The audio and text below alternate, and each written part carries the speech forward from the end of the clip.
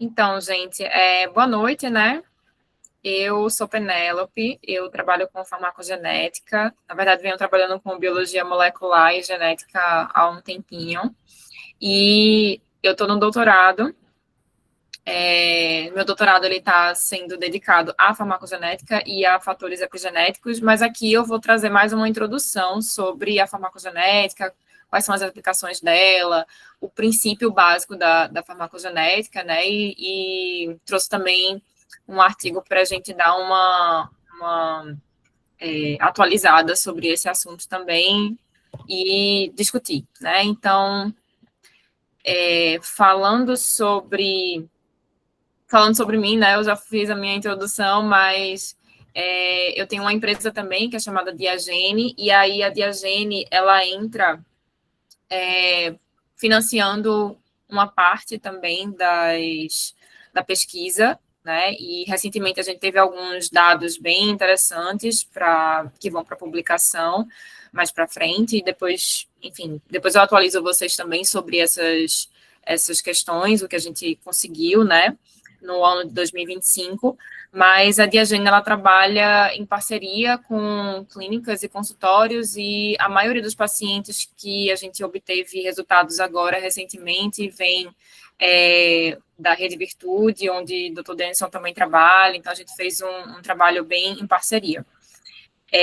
Falando sobre os projetos, né, a gente tem esse projeto de pesquisa lá na Universidade de Pernambuco, que é o meu projeto de doutorado, e a gente faz também a parte, na verdade, esse projeto ele está incluso lá no Oswaldo Cruz também. A gente vai fazer a coleta de pacientes do Oswaldo Cruz. Então, essa parte da coleta não começou, mas aí a gente pretende começar em 2026. Eu estava esperando só os materiais chegarem para a gente fazer esse compilado. E, bom, a farmacogenética, ela começa a partir do dogma central da biologia molecular. Então, a gente vai ter a molécula de DNA, né, o material genético, que vai passar o processo de transcrição, que aí vai para o RNA mensageiro, e aí o RNA mensageiro vai ser traduzido em uma proteína. Esse daí é o dogma principal da biologia molecular que a gente usa dentro da farmacogenética. Como que seria isso, né? Nós somos muito miscigenados, principalmente nós brasileiros. Então, significa dizer que nós temos ali, todo ser humano vai ter cerca de 98 a 99% do DNA idêntico, mas a gente vai ter algumas coisinhas ali que vão se diferenciar. E aí, a gente chama isso de variantes genéticas, né? Ou também, hoje, as variantes genéticas, elas estão entrando tanto no assunto dentro das pesquisas genéticas mesmo, que recentemente eu fui para o Congresso de Genética Médica e eles falaram que estão até mudando os conceitos. Falando em vez de falar sobre variante, eles estão falando sobre mutação mesmo. Mas, assim, teoricamente a gente tem uma diferença, eu vou falar um pouquinho sobre isso, mas o principal aqui é que nós somos diferentes ao mesmo tempo que a gente tem uma informação genética que é conservada ao longo dos anos, né? Mas a gente tem algumas pequenas diferenças que faz com que a gente tem ali os traços fenotípicos diferentes. E aí, quando a gente vai para a parte da farmacogenética, a gente olha muito para as variantes do tipo polimorfismo de único nucleotídeo. Aqui é o grande segredo da coisa. A gente procura por polimorfismos que são variações na sequência de DNA, são variantes muito pequenas, muito específicas no DNA, e é como se a gente estivesse procurando uma agulha no palheiro. É muito minuciosa a troca, né? Então, por isso que a gente não classifica como uma mutação, apesar de que está se falando muito sobre mutações hoje, mas teoricamente, na genética, a gente não pode dizer que um polimorfismo é uma mutação e vice-versa. Porque o polimorfismo, na verdade, ele é a troca de uma única base. Por isso que a gente chama de polimorfismo de único nucleotídeo, né, como o próprio nome já fala. Então, uma única base vai ser trocada por outra base. E aí, Na maioria das vezes, essa troca, ela não corresponde a nada. Simplesmente vai ser uma característica única daquele indivíduo. Não vai causar uma doença, não vai trazer grandes resultados ali que vão afetar a vida daquele indivíduo. Mas é isso que a gente chama de variabilidade genética, né? Essas mudanças de pequenas bases vai fazendo com que a gente tenha fenótipos diferentes uns dos outros. E não somente na questão física, como também na questão psicológica e também metabólica, que aí entra a farmacogenética. De que forma que a gente responde a determinadas substâncias. Então, aqui, como eu falei para vocês anteriormente, né, a gente usa do dogma central da biologia molecular para explicar, para usar, na verdade, a farmacogenética. Então, quando eu tenho ali o DNA, ele vai ter uma sequência específica de bases nitrogenadas. Se a gente tiver uma troca de uma base nitrogenada, por exemplo, a adenina por uma timina, essa troca da adenina pela timina, o que é que ela vai trazer para esse indivíduo? Pode ser que não traga nada, nenhuma mudança, pode ser que traga uma mudança, mesmo que seja minuciosa. E que mudança seria essa? Ela vai ser relativa à proteína que está sendo produzida, codificada por aquele gene específico.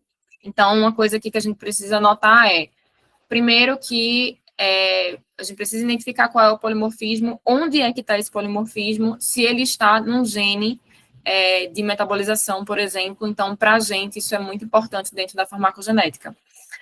Mas, assim, diversos genes vão ter as suas variantes, né? E os genes que a gente estuda na farmacogenética, eles são extremamente polimórficos, ou seja, é muito comum da gente ver variantes de vários tipos.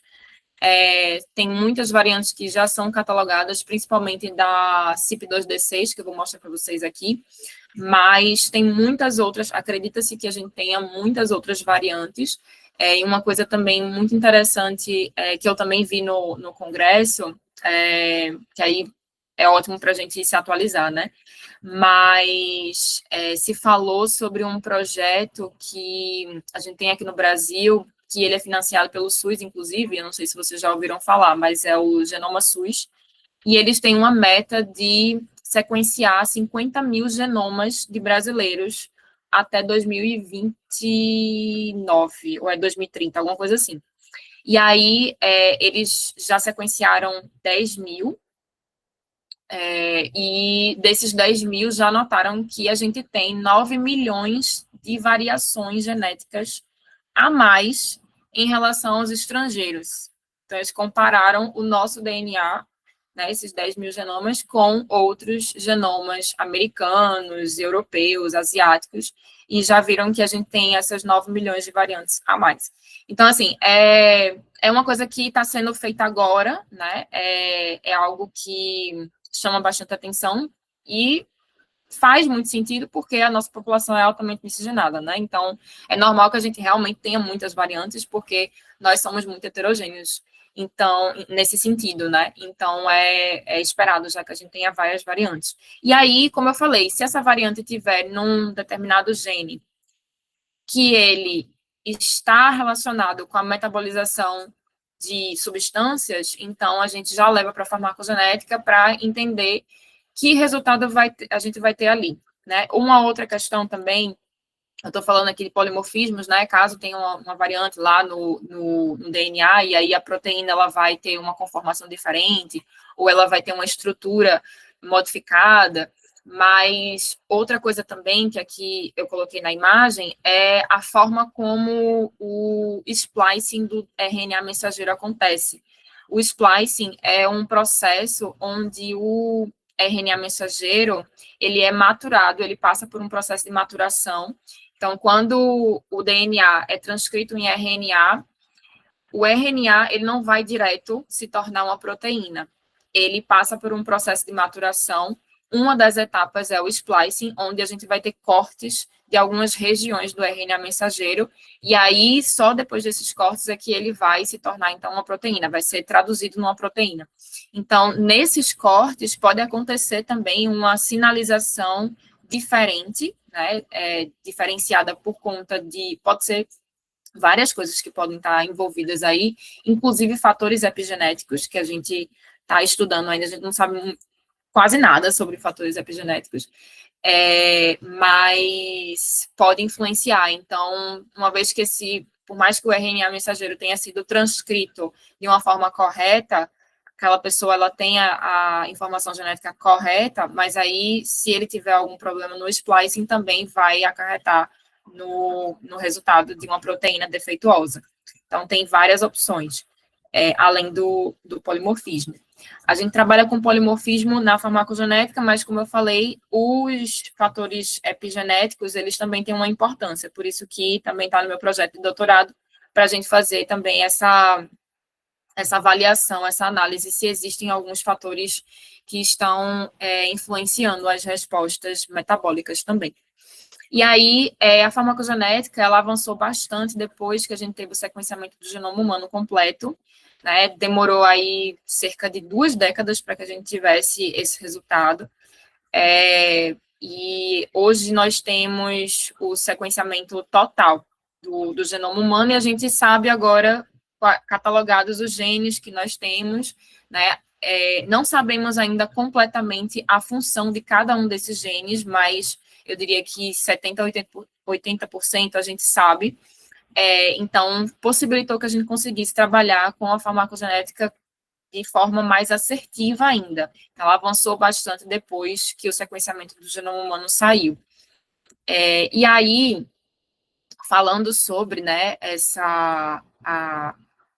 Eita, peraí, acho que eu fiz alguma besteira. Vocês estão conseguindo ver minha tela, né? Que eu cliquei aqui sem querer. Tá ótimo. Tá, né? Eu só preciso descobrir como é que eu vou passar o slide. Ah, tá. Voltei. Só não estou conseguindo ver vocês, mas eu vou continuar aqui. Então, a farmacogenética, ela já é relativamente antiga, só que, como eu falei para vocês, ela avançou bastante depois do projeto Genoma Humano, né, que a gente teve o sequenciamento.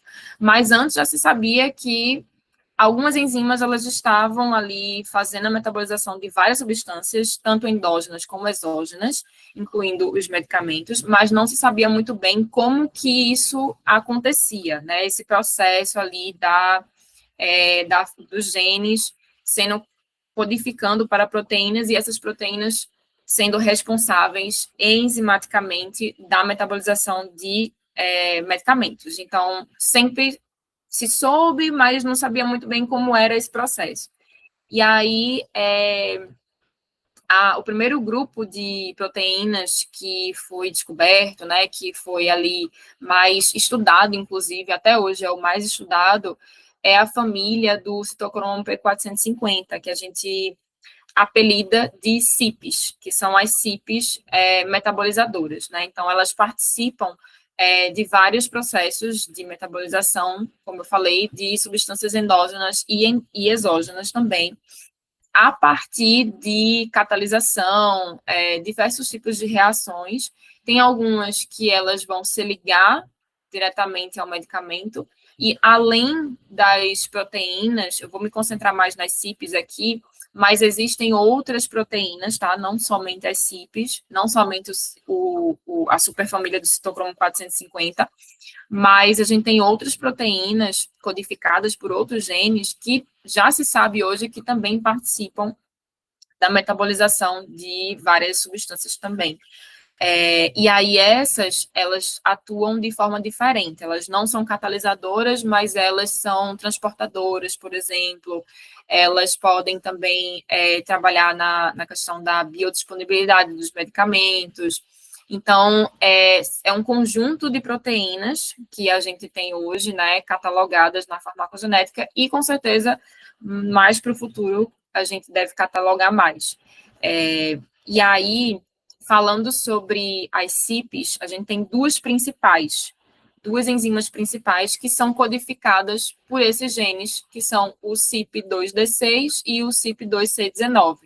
As enzimas, elas levam esses mesmos nomes, tá? E elas são proteínas, eu coloquei uma foto de uma micrografia aqui para vocês verem, onde ela fica especificamente na célula. ela fica lá no retículo endoplasmático rugoso, pertinho ali do núcleo, e principalmente em células hepáticas. Elas já foram localizadas em outros tipos de células, mas principalmente nas células do fígado, tá? Em maior quantidade. Então, o órgão que mais processa ali, né, como a gente já sabe, é o fígado, mas a gente encontra essas proteínas também em outros órgãos. E aí, aqui, eu estou mostrando para vocês a estrutura, né, cristalográfica da CIP. De todas as CIPs, na verdade, elas têm conformações muito parecidas umas com as outras. O que pode mudar ali é somente algum arranjo, mas ela basicamente tem esse mesmo formato, e ela, quando se liga à substância que ela faz a biotransformação, né, do princípio ativo daquela droga, ela muda um pouquinho a sua conformação para conseguir se ligar. Então, ela é uma proteína que se liga ao princípio ativo do medicamento, para poder fazer a biotransformação dele.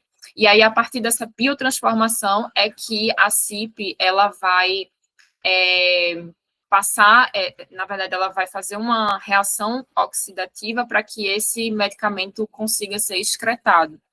Então, o princípio aqui da enzima, da atividade da enzima, é justamente biotransformar esse medicamento para que ele se encontre agora capaz de ser excretado pelo corpo, né, pelo metabolismo do corpo. Mas, caso essa proteína não esteja com a sua conformação correta, né, então ela não vai conseguir se ligar, ou então ela vai estar numa quantidade menor do que ela deveria, né, do que o hepatócito, no caso, precisa para biotransformar esse medicamento. Então, a gente vai ter uma metabolização dificultada nesse caso. Consequentemente, o paciente ele vai ter essa excreção mais lenta, né? Ou então ele pode ser o que a gente chama de metabolizador lento ou metabolizador normal, quando ele tem essa proteína que está com a conformação normal. Ou então a gente tem um metabolizador ultra rápido, que é aquele que o medicamento passa direto e não faz muito efeito, porque ele deve ter alguma questão na quantidade dessas proteínas ou na conformação dessa proteína. E o que vai dizer isso é justamente aquela informação lá anterior, que vem lá do DNA, que vai ser transcrita, depois traduzida, e aí a gente vai ter a proteína, tanto ela na sua conformação, ou então na conformação defeituosa, né? E ainda as quantidades. Então, a gente tem várias variáveis aí presentes. A farmacogenética, ela tem várias validações hoje, mas, basicamente, o que a gente tem de informação é informação estrangeira, né? Então, todos os estudos que trazem essas validações, tanto do CDC, do CEPIC, que é uma grande instituição para a implementação da farmacogenética nos Estados Unidos, tem também o grupo holandês lá na Europa, que também está liderando alguns grupos de pesquisa para implementação em vários países, Alemanha, Inglaterra, Bélgica, já usam a farmacogenética nos seus sistemas de saúde, o FDA e o PharmJKB. Todas essas instituições, elas são internacionais, a gente não tem nada aqui no Brasil, né? Então, a gente segue todas as validações e todos os estudos que foram feitos fora.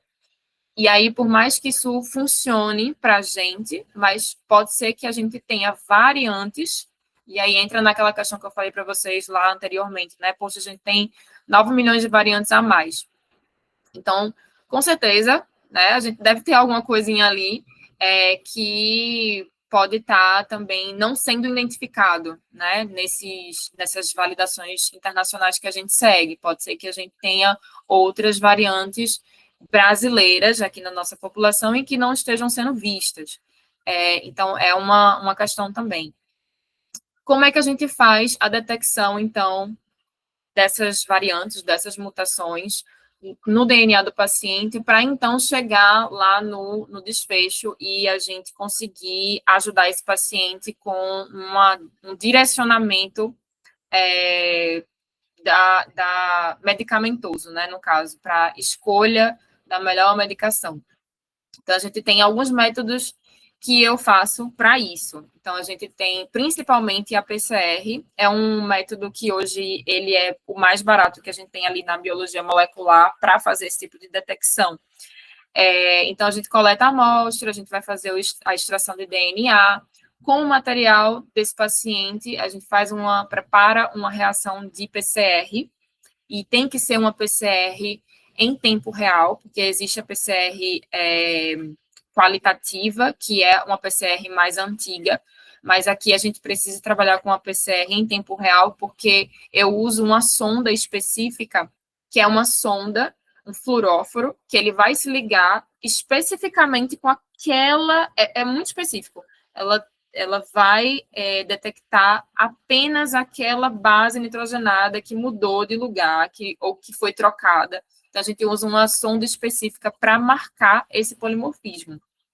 Então, é bastante específico, é um método bastante assertivo também, né? Então, a gente faz essa reação, prepara e coloca num equipamento chamado termociclador.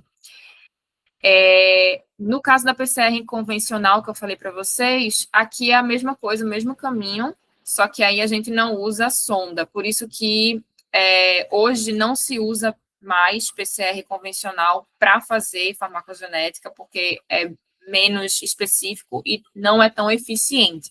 Mas há anos atrás, há 20 anos atrás, era o que tinha, então se fazia e ainda se faz em pesquisa, tá? Mas para a gente trabalhar em farmacogenética aplicando na clínica, o ideal é que seja uma PCR qualitativa e quantitativa ao mesmo tempo, que aí, no caso, seria a PCR em tempo real. A gente tem também o sequenciamento. Então, tem 2 tipos de sequenciamento que são padrão ouro, assim, para farmacogenética. Aqui eu estou mostrando para vocês como que seria essa sopa de letrinhas, né? Que a gente pega ali a fitinha de DNA, e aí é como se ele estirasse essa fitinha de DNA. Isso daqui é um print que eu te dei para vocês quando eu estava fazendo um desses sequenciamentos.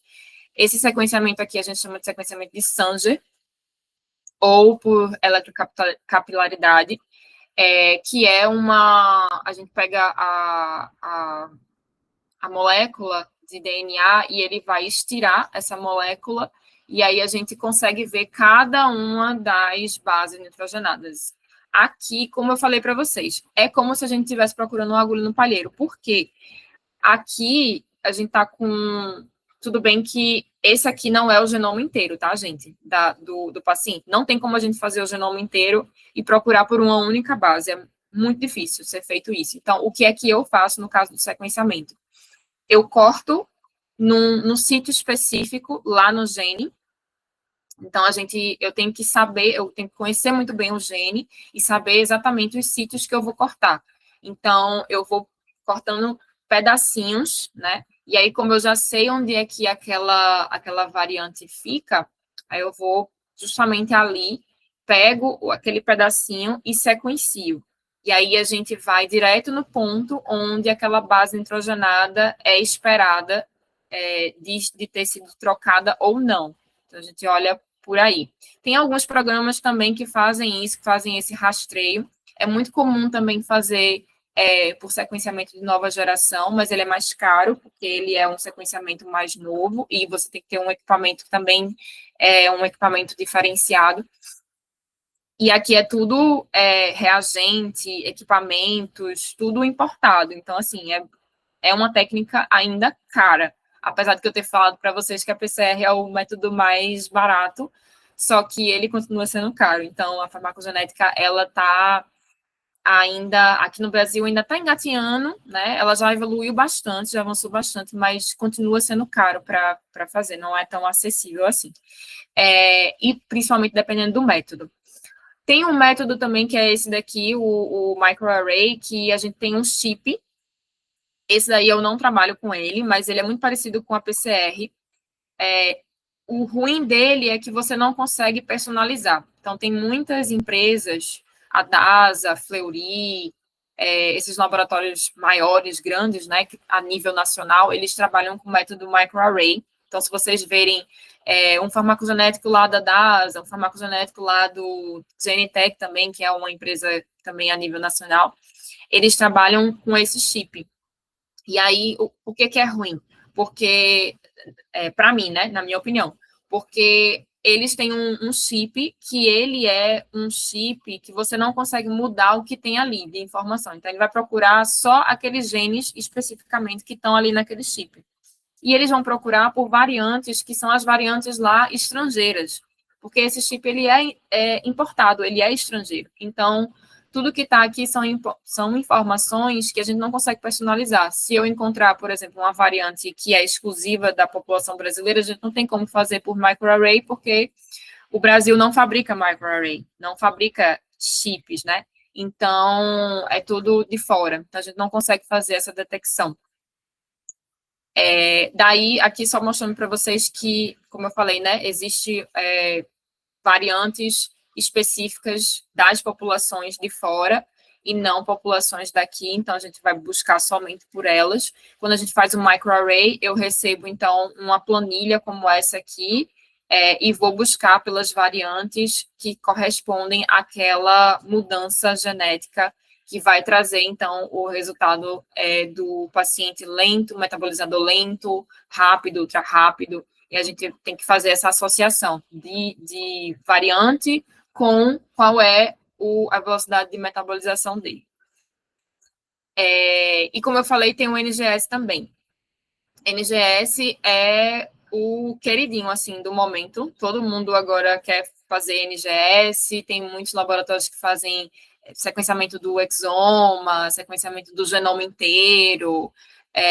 Mas, assim, tem muitos... Hoje também tem muitos painéis genéticos para ajudar a fechar diagnóstico de autismo, diagnóstico de TDAH, para Alzheimer também, mas eles ainda não são testes ou exames que dão o diagnóstico, né? Eles podem ajudar a fechar, mas a pesquisa no exoma, no genoma inteiro, é algo que, assim, só se você realmente quiser saber sobre, né, todo o seu genoma, mas não é tão interessante assim, porque você vai pegar ali o genoma inteiro, vai pegar várias informações e tem algumas coisas ali que somente um especialista, geneticista, especializado mesmo vai conseguir ver, e a gente demora muito para fazer essa análise. Hoje ela não a gente consegue fazer análise rápido, mas o problema é a interpretação, porque são muitos dados. Então, é uma molécula muito longa, então a gente tem muita informação. Aí o problema hoje está sendo essa interpretação. Apesar de que a gente tem agora vários laboratórios e empresas fazendo, né, o exoma. Então, aqui é a mesma coisa, com extração de DNA, e a gente passa para o equipamento, tem toda uma preparação para reação também, né, assim como a PCR, só que a diferença é que a gente coloca um equipamento diferente e ele vai fazer a leitura do DNA inteiro. Na PCR, eu faço a leitura por pedacinhos. Então, eu vou pegar pedaços específicos do DNA para procurar por aquela variante. Aqui não, ele faz do exoma inteiro, né? Ele faz o genoma inteiro. Então, é diferente nesse sentido.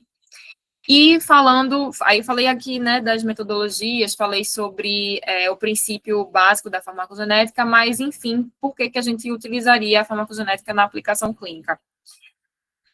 Primeiro que existem alguns estudos já, né, e aí esses estudos aqui que eu estou mostrando para vocês são todos internacionais. A gente tem pouquíssimos estudos de farmacogenética aqui no Brasil.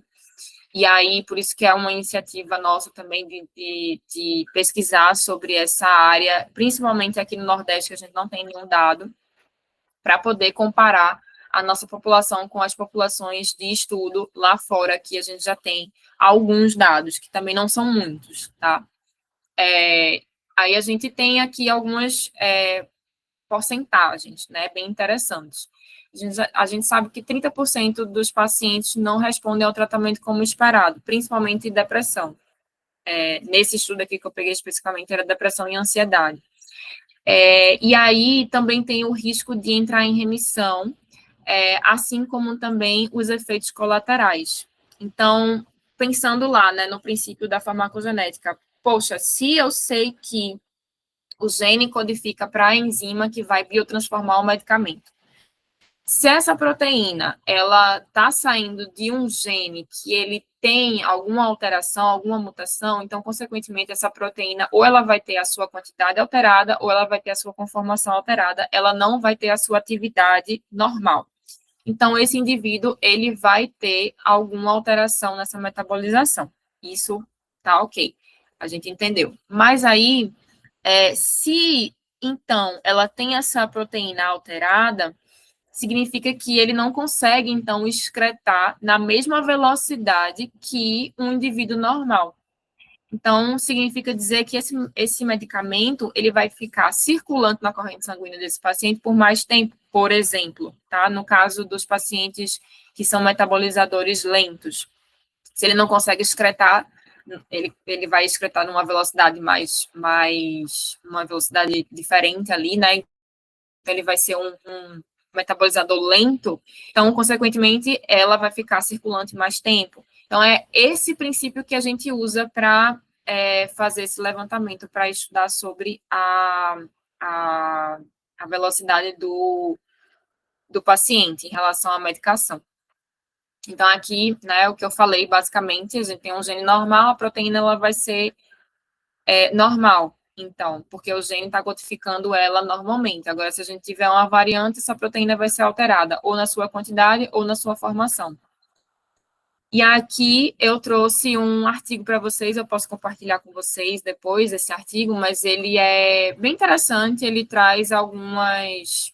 Ele trouxe, na verdade, um levantamento bem minucioso, que é um estudo que foi feito na Europa. Eles pegaram uma amostra bem boa, assim, de pacientes, mais de 1.000 pacientes, e é um estudo que ele está em andamento ainda, porque eles pretendem aumentar ainda mais esse N, mas foi um estudo que foi feito especificamente com pacientes psiquiátricos, então eles já tinham algum tipo de diagnóstico ali. Ele separou também, ele estratificou de acordo com os tipos de transtorno também, e ele fez 2 braços comparativos ali. Então, ele fez ele chamou de controle, do braço controle, que seria aquele que são os pacientes, os indivíduos que participaram da pesquisa que não passaram por um direcionamento baseado na farmacogenética. E o outro braço é justamente aqueles pacientes que tiveram o seu tratamento guiado por farmacogenética.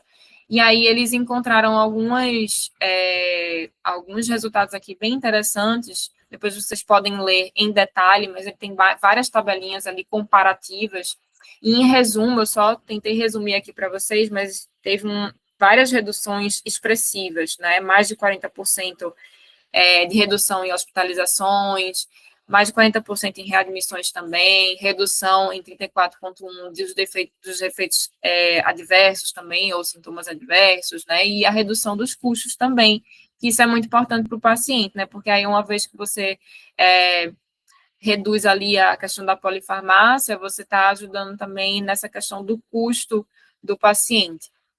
Então, o estudo, se vocês quiserem dar uma olhada depois, é o estudo PREPARE, que ele está em andamento, e esse grupo de pesquisa especificamente é um grupo de pesquisa grego, mas esse estudo PREPARE, ele é um estudo grande, que pega ali vários países da Europa, Alemanha, Inglaterra, Espanha, a Grécia, né? Então, a gente tem vários países participando. Então, em breve, provavelmente eles devem atualizar isso daí. Esse artigo foi do ano passado, acho que eles devem estar tendo também outras abordagens aí para trazer algo ainda mais robusto, né? Mas é isso, gente. Quero escutar de vocês agora. Muito bom, Penélope. Muito bom mesmo. É interessante que a gente, mesmo a gente que estuda farmacogenética, né, que usa assim na prática da psiquiatria, a gente não tem noção desses detalhes, assim, como é que o negócio é feito, assim, né, como é que você chega àquele resultado ali. Exatamente. Acho que Dani quer perguntar alguma coisa. Penélope, eu tenho uma dúvida em relação a, assim, como foi o uso que eles fizeram no caso desse estudo específico. Eles pegavam esses pacientes e eles submetiam a um estudo farmacogenético específico de metabolização das CYPs, era? Isso, exatamente. Eles pegaram um grupo de CYPs, eles, se não me engano, eles concentraram em CYP2D6 e CYP2C19, que foram aquelas duas que eu falei. E aí, eles guiaram o tratamento. Então, eram pacientes que, na verdade, já estavam em tratamento, né? Pouquíssimos estavam ali para iniciar o tratamento ainda, mas a maioria já estava. E aí, eles separaram em dois grandes grupos. Aí, 50%, né, foi direcionado e os outros 50% não.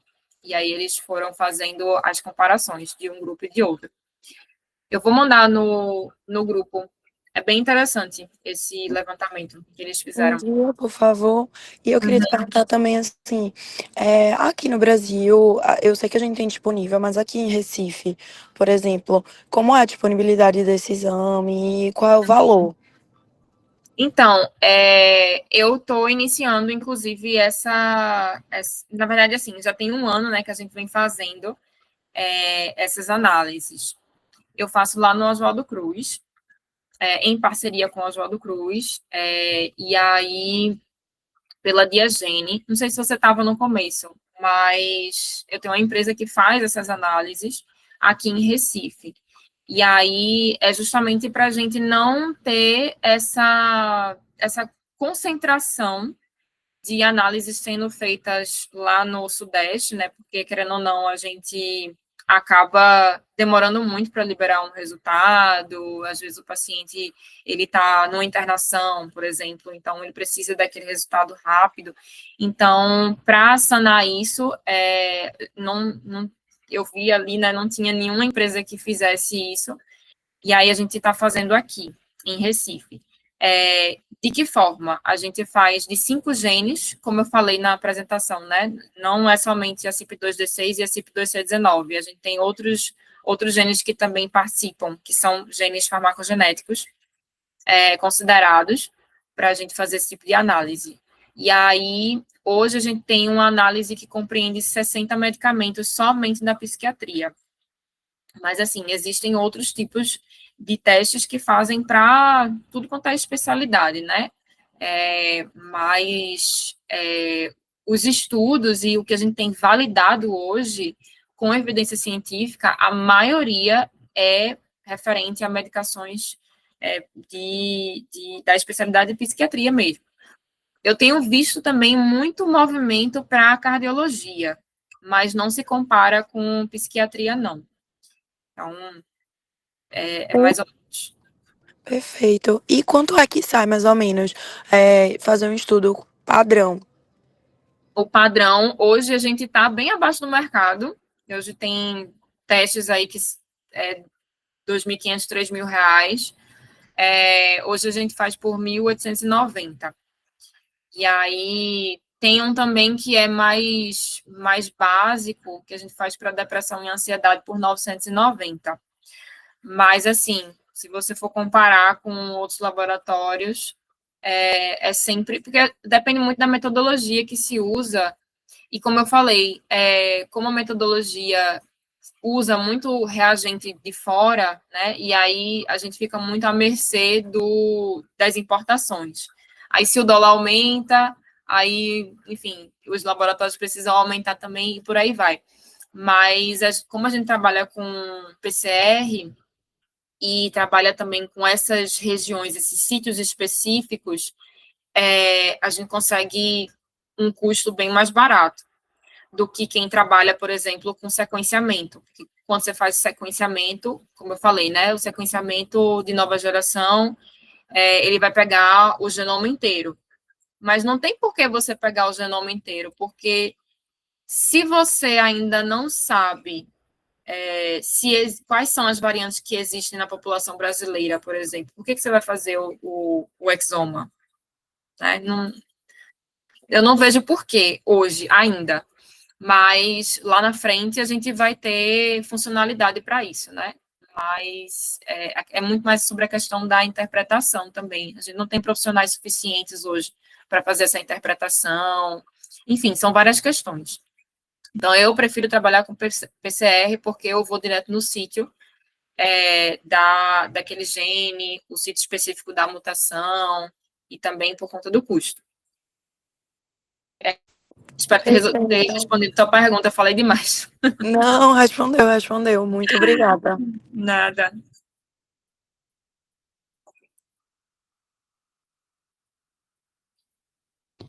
Nos vemos na próxima semana, tá bom?